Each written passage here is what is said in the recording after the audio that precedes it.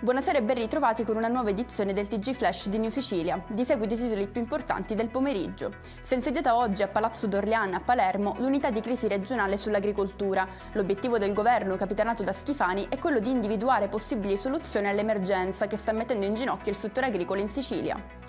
Svolta nelle indagini sull'omicidio avvenuto domenica scorsa a Paternò nel Catanese, la procura etnea ha emesso un provvedimento di fermo nei confronti del presunto colpevole rintracciato dai carabinieri a Milano. Si tratta di un marocchino connazionale della vittima. Incidente mortale nelle scorse ore a Francofonte, in provincia di Siracusa. La vittima è un automobilista di 72 anni che ha accusato un malore mentre si trovava al volante. Dopo aver invaso la corsia opposta, si è scontrato frontalmente con un'altra auto. Passiamo allo sport con il Catania sceso in campo nel pomeriggio nel recupero del match contro il Picerno. Rossazzurri che escono a mani vuote dallo stadio Donato Curcio con l'1-0 in favore dei Lucani, firmato da Gallo. Nel prossimo turno la sfida casalinga contro la Casertana.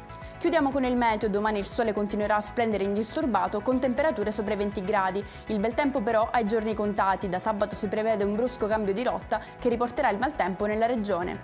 Ed è tutto per questa edizione, prossimo appuntamento domani alle 13:30. Arrivederci!